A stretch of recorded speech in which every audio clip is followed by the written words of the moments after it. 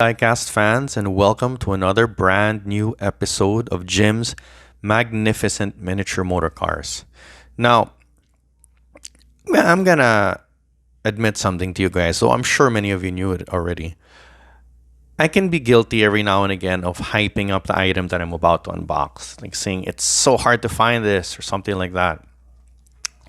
And well, truth be told, I get quite a few of them right off the peg. So it's not really that hard to track down some of the items that I find. It's true for some of them, but certainly not all of them. But this item, I'm readily going to admit, is my first ever peg warmer. This is a Hot Wheels Car Culture or Hot Wheels Premium Ford Bronco R. And there were so many of these in the store in which I bought this that they were basically in a little bin. In fact, part of me was kind of tempted to just wait until the price dropped on this thing, until they started putting up on sale, and they may yet do that. But I genuinely wanted to unbox it because, well, if I'm honest, this piece looks pretty darn good.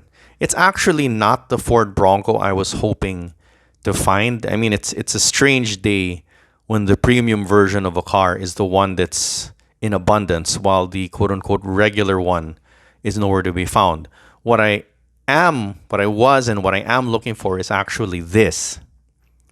This Ford Bronco is 2019 or 2020 Ford Bronco by Matchbox, okay, which is a very or comparatively ordinary car, but one which Matchbox did extremely well. You'll notice it's not a premium format car. There's no rubber tires. There's no fancy packaging, but it looks really nice. And unfortunately, it's also, at least in this part of the world, really hard to find.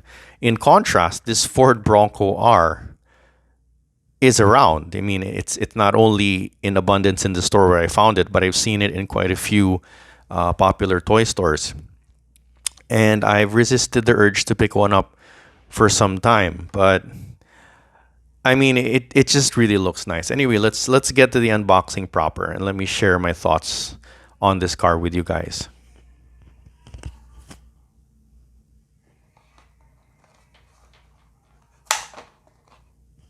So it's part of a line called Hyper Haulers. You can see the remainder of the line here on the back. So it's one of three cars with oversized wheels, the other two being the Jeep Gladiator and the other two being a Baja Bouncer, basically a one of Hot Wheels' fictional cars, something like that.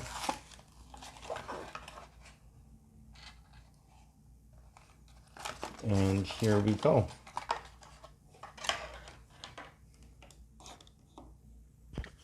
Okay, so what do I think? Okay, it's got its pluses and its minuses. One minus being this funky looking roll cage. Yeah, there's no windshield here because I think, if I'm not mistaken, and I could be wrong, I think that's the deal with these off-road cars. It seems a little strange not to have a windshield though for a car that basically goes off-roading. But I confess I don't really know much about these. I confess I don't really know much about these sporting events. So maybe the driver's helmet serves as his windshield. Because this is a car that's based on an actual desert racer or an off-road racer. So it's not like many of Hot Wheels' other cars. It's not a fictional car. It's not a fantasy car. It's based on something real. But anyway, look at the detail on that front grille. It's really nice. Of course, the rubber tires with the wheels are entirely appropriate. And yeah, if I'm honest, I personally think it looks really nice. This maybe the roll cage looks the slightest bit awkward, but I think that's more down to a problem of scale than anything else. And truth be told, I'm not sure what they could have done differently to make it look better, but I don't know, because it does look a little cheap and plasticky. But I really have to laud Hot Wheels' efforts in making this car look authentic. Yeah. So you got the roll cage, and then you got the rear, well, basically this rear extension of the roll cage, or this the cage for the spare tire.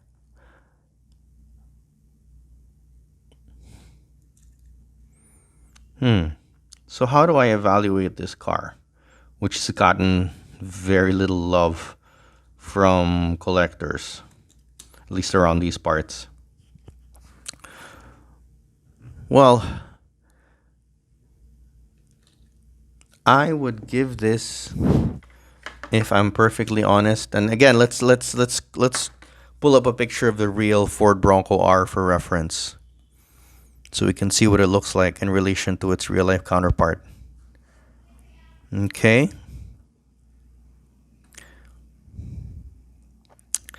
Yeah, I would give this an 8. I think an 8 is reasonable. I still can't quite get over the plasticky look of the roll cage.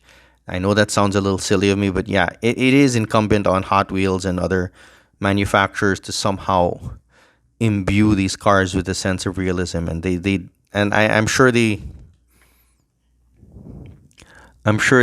did the best they could, considering this is still kind of a budget car.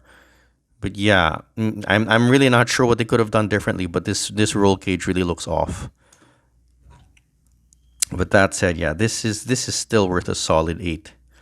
Okay, it's a worthwhile purchase. It's quite possible that if you guys wait long enough, you'll be able to get it at discount prices, because it's not really moving. But if you're fans of off-roaders, and I'm generally not, but if you're fans of off-roaders, to my mind, this is a really good rendition of one, and I'm still on the lookout for the Matchbox version. I hope I find it. But until then, well, I gotta say I'm reasonably happy with this purchase. Okay, so yeah, 8.8, 8 out of 10 for this one. Okay, and that's it for this unboxing. If you guys like what you see, remember to give me a like and a subscribe and hit that notification bell.